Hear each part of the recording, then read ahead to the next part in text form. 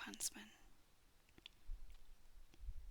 There was once a king's son who had a bride, whom he loved very much, and when he was sitting beside her and very happy, news came that his father lay sick unto death, and desired to see him once again before his end. Then he said to his beloved, I must now go and leave you. I give you a ring as a remembrance of me. When I am king, I will return and fetch you. So he rode away, and when he reached his father, the latter was dangerously ill, and near his death. He said to him, Dear son, I wish to see you once again before my end. Promise me to marry as I wish. And he named a certain king's daughter who was to be his wife. The son was in such trouble that he did not think what he was doing, and said, Yes, dear father, your will shall be done. And thereupon the king shut his eyes and died. When therefore the son had been proclaimed king, and the time of mourning was over, he was forced to keep the promise which he had given his father, and caused the king's daughter to be asked in marriage, and she was promised to him. His first betrothed heard of this, and fretted so much about his faithfulness that she nearly died. Then her father said to her, Dearest child, why are you so sad? You shall have whatsoever you will.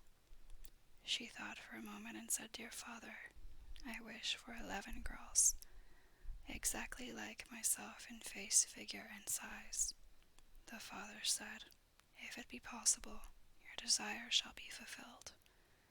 And he caused a search to be made in his whole kingdom, until 11 young maidens were found who exactly resembled his daughter in face, figure, and size. When they came to the king's daughter, she had 12 suits of huntsmen's clothes made, all alike, and the 11 maidens had to put on the huntsman's clothes, and she herself put on the 12th suit.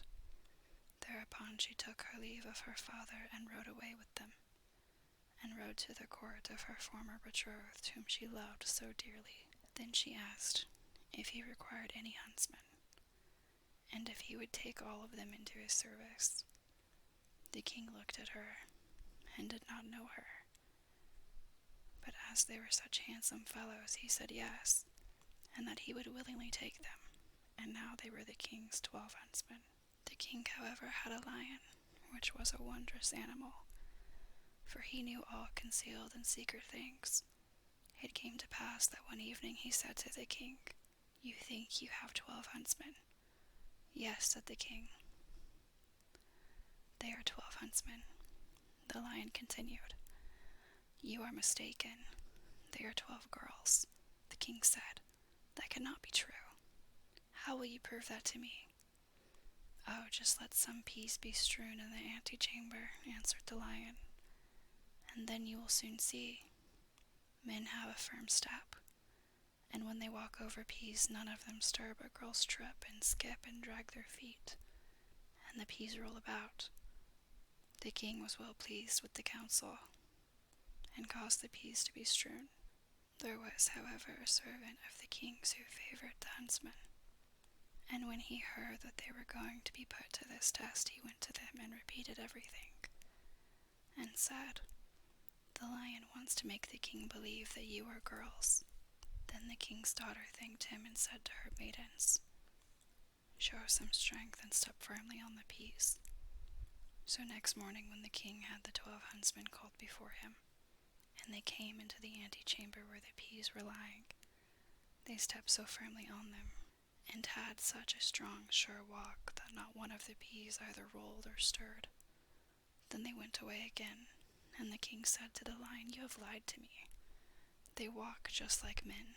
The lion said, They have been informed that they were going to be put to the test, and have assumed some strength.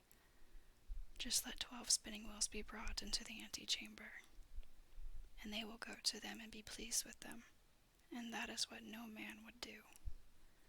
The king liked the advice, and had the spinning wheels placed in the antechamber. But the servant who was well disposed to the huntsmen went to them, and disclosed the project. So when they were alone, the king's daughter said to her 11 girls, "Show some constraint, and do not look round at the spinning wheels." And next morning, when the king had his 12 huntsmen summoned, they went through the antechamber and never once looked at the spinning wheels. Then the king again said to the lion, "You have deceived me. They are men, for they have not looked at the spinning wheels." The lion replied, "They have restrained themselves." The king, however, would no longer believe the lion. The 12 huntsmen always followed the king to the chase, and his liking for them continually increased.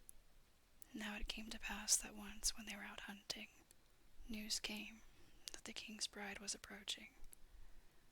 When the true bride heard that, it hurt her so much that her heart was almost broken, and she fell fainting to the ground.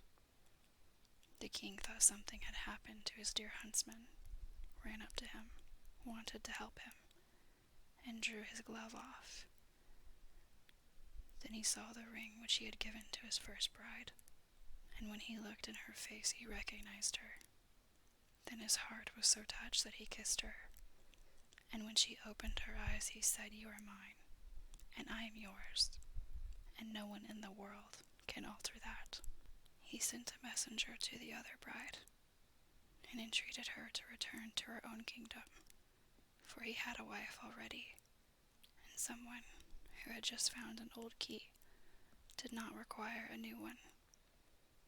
Thereupon the wedding was celebrated, and the lion was again taken into favor, because after all, he had told the truth.